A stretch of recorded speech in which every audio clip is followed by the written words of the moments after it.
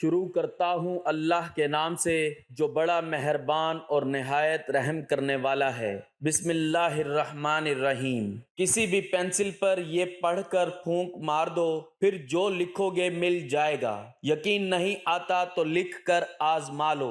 عمل اثر نہ دکھائے تو 1,00,000 روپیہ دوں گا۔ مجھے پیسہ مل جائے، مجھے گاڑی مل جائے، میرا محبوب مل جائے، میرا مقصد پورا ہو جائے۔ ناظرین، ہر قسم کی تعریف اللہ کے لیے ہے جس نے اپنی محبت کو سب سے معزز محصول اور عظیم نعمت قرار دیا ہے۔ میں اسی کی تعریف کرتا ہوں اور کھانے پینے کی نعمت پر اسی کا شکر ادا کرتا ہوں، اور میں گواہی دیتا ہوں کہ اللہ کے سوا کوئی معبود نہیں، وہ اکیلا ہے، اس کا کوئی شریک نہیں، اور وہ تمام نقائص و عیوب سے پاک ہے۔ اس نے انسان کو ایک اچھلتے ہوئے پانی سے پیدا کیا ہے جو پیٹھ اور سینے کے درمیان سے نکلتا ہے، اور میں یہ بھی گواہی دیتا ہوں کہ ہمارے نبی اور سردار محمد صلی اللہ علیہ وآلہ وسلم اس کے بندے اور رسول ہیں جنہوں نے ہدایت، نور اور نفس کو عیوب کے پاکیزہ کرنے کی دعوت دی۔ اللہ ان پر اور ان کی آل پر اور تمام صحابہ پر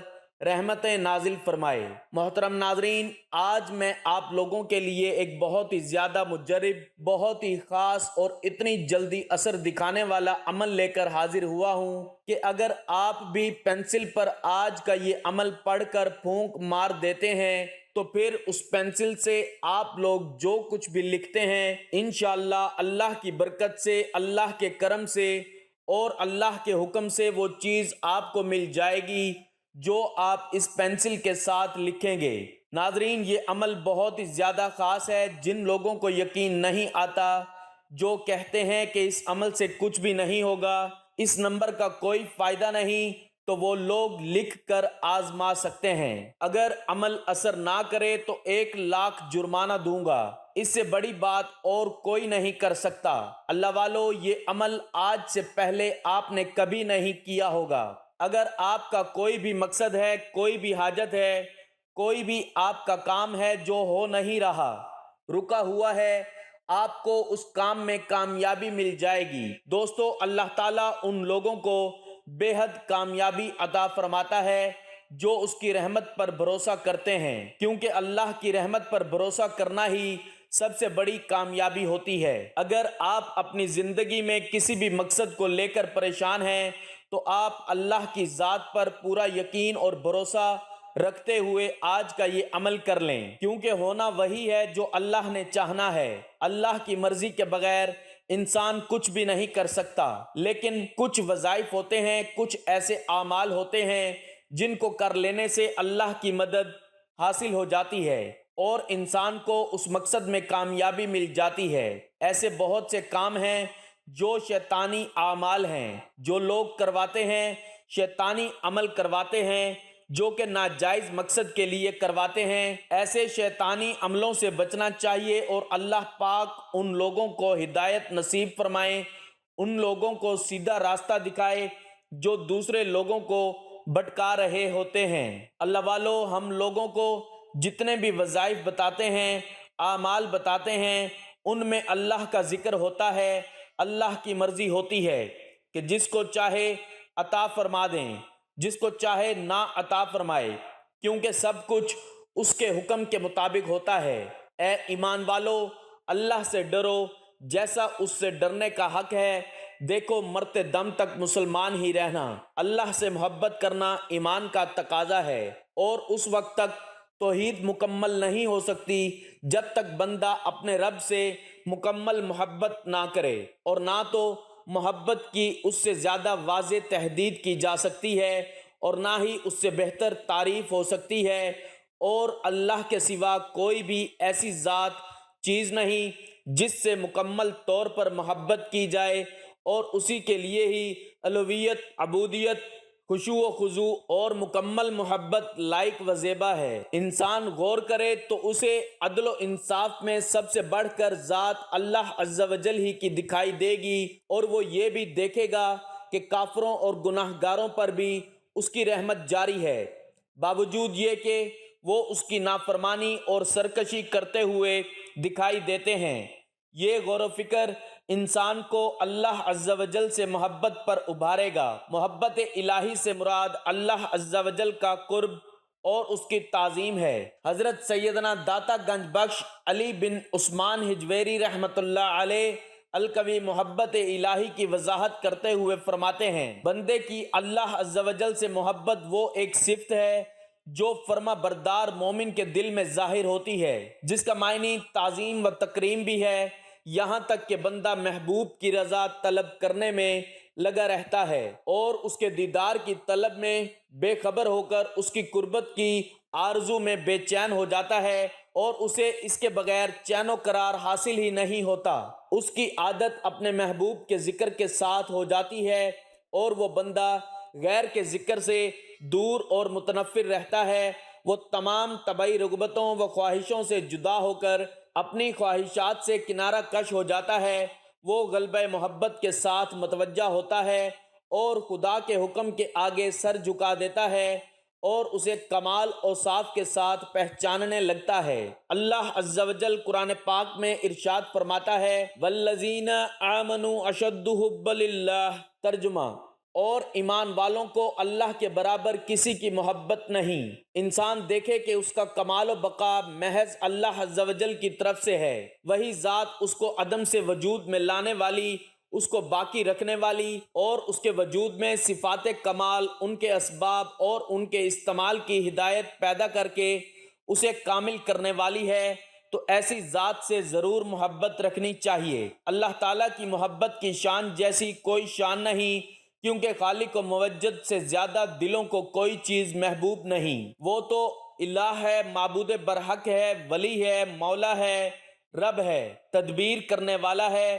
رزق دینے والا ہے، موت و حیات کا مالک ہے، اور اس کی محبت دلوں کی نعمت ہے، روح کی حیات ہے، نفس کا سرور ہے، دلوں کی غذا ہے، عقلوں کا نور ہے اور آنکھوں کی ٹھنڈک ہے اور اندرونی عمارت ہے، اور مخلص دل، پاکیزہ روح اور عقل سلیم کے مطابق اللہ کی محبت، اس سے انسیت اور اس کی ملاقات کے شوق سے زیادہ خوبصورت، پاکیزہ، رازدار اور بہتر نعمت اور کوئی نہیں۔ اور انسان جتنی زیادہ اللہ سے محبت کرتا ہے اتنی ہی زیادہ ایمان کی لذت اور مٹھاس حاصل ہوتی ہے، اور جس کا دل اللہ کی محبت سے بھر جائے، اللہ اسے دوسروں کی محبت، ڈر اور ان پر توکل کرنے سے اس بندے کو بے نیاز کر دیتا ہے۔ اور صرف اللہ تعالیٰ کی محبت ہی ایک ایسی چیز ہے جو دلوں کو بے نیاز کر دیتی ہے، حاجتوں کو پورا کرتی ہے اور بھوک کو ختم کر دیتی ہے۔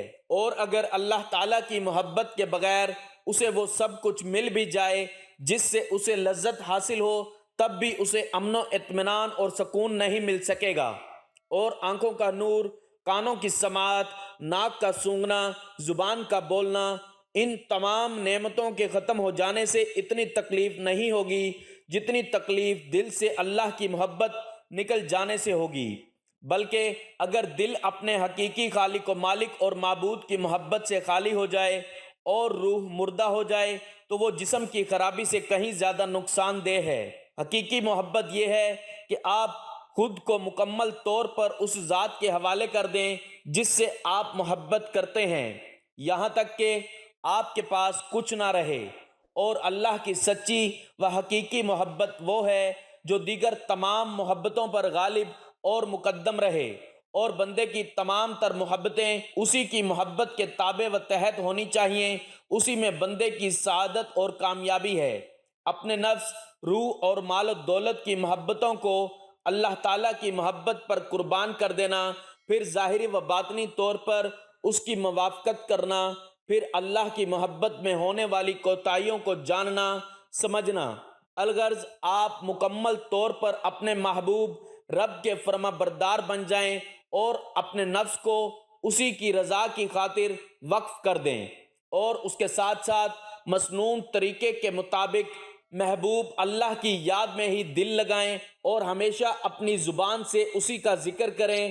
ہمارے پیارے رسول صلی اللہ علیہ وآلہ وسلم اس کے حصول کے لیے یہ دعا کیا کرتے تھے، میں تجھ سے تیری محبت مانگتا ہوں اور اس شخص کی محبت جس سے تو محبت کرتا ہے، اور اس عمل کی محبت جس کی بدولت تیری محبت حاصل ہوتی ہے۔ تو آپ لوگوں نے آج کا جو عمل کرنا ہے، اس عمل میں آپ نے کیا پڑھنا ہے اور کیسے کرنا ہے، یہ نوٹ فرما لیں کہ سب سے پہلے آپ کوئی بھی پینسل لے لیں، کوشش کریں کہ نئی پینسل ہوں، پرانی نہ ہو۔ کوئی بھی ایک پینسل لے لیں، اس پینسل کو لے کر آپ نے ایک سادہ کاغذ لے لینا ہے، لائنوں والا کاغذ نہیں لینا، جس پیپر پر لائنیں بنی ہوں وہ نہیں لینا، آپ نے ایک سادہ کاغذ لینا ہے۔ اب اس کاغذ کے اوپر آپ لوگوں نے جو کچھ لکھنا ہے، مثال کے طور پر آپ چاہتے ہیں کہ مجھے پیسہ مل جائے، میرا مقصد پورا ہو جائے، مجھے گاڑی مل جائے، مجھے اپنا ذاتی مکان مل جائے، جس محبوب سے میں سچی محبت کرتا ہوں مجھے وہ مل جائے، میرا قرض اتر جائے، میری بیماری ختم ہو جائے، یعنی جو کچھ بھی آپ کے ذہن میں ہے، جو کچھ آپ چاہتے ہیں کہ آپ کو وہ مل جائے، انشاءاللہ وہ آپ کو مل جائے گا اور آپ کا ہر کام پورا ہو جائے گا۔ ناظرین، آپ نے کیا کرنا ہے کہ ایک پینسل لینی ہے، اس پینسل کو آپ لوگوں نے کیا کرنا ہے کہ اپنے سامنے رکھ کر قرآن پاک کی ایک چھوٹی سی سورہ مبارکہ ہے سورۃ القلم، ایک مرتبہ سورۃ القلم کی تلاوت کر کے سورہ القلم کو پڑھ کر اس پینسل پر پھونک مار دینی ہے، اور اس کے ساتھ اللہ پاک کے دو مبارک نام ہیں، المالک، وہی سب کا مالک ہے، جو چاہتا ہے کرتا ہے، وہی سب کا بادشاہ ہے، النافع، نفع پہنچانے والا، وہی اللہ ہے، جس کو چاہتا ہے نفع پہنچاتا ہے، جس کو چاہتا ہے نقصان پہنچ جاتا ہے، سب کچھ اسی کے اختیار میں ہے۔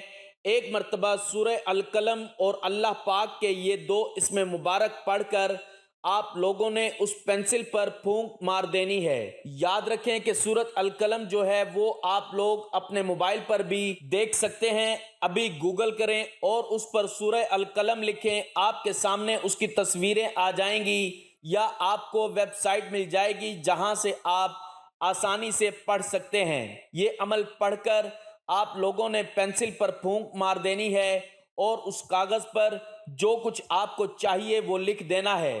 دوستو، اگر آپ کو قرض سے نجات چاہیے، اگر آپ کو رزق چاہیے، دولت چاہیے، اپنا گھر چاہیے، گاڑی چاہیے، جو کچھ چاہیے، جو جائز چیزیں ہیں وہ آپ نے لکھ دینی ہیں اور اللہ سے دعا مانگنی ہے کہ اللہ اپنی مدد فرمانا، انشاءاللہ آپ نے جو کچھ لکھا ہوگا وہ آپ کو مل جائے گا۔ پورے یقین کے ساتھ کہتا ہوں، پورے بھروسے کے ساتھ کہتا ہوں کہ وہ پروردگار آپ کی دعا کو سن کر آپ کو وہ سب عطا فرما دے گا جو آپ نے اس پینسل سے لکھا ہوگا۔ اللہ والو، ہر انسان کامیابی چاہتا ہے، دنیا میں بھی اور آخرت میں بھی کہتے ہیں کہ نمازی بن جائے تو کامیابی مقدر بن جاتی ہے۔ اس لیے ہم سب کو چاہیے کہ ہم نماز جو 5 وقت کی نماز ہے اس کی عادت بنا لیں۔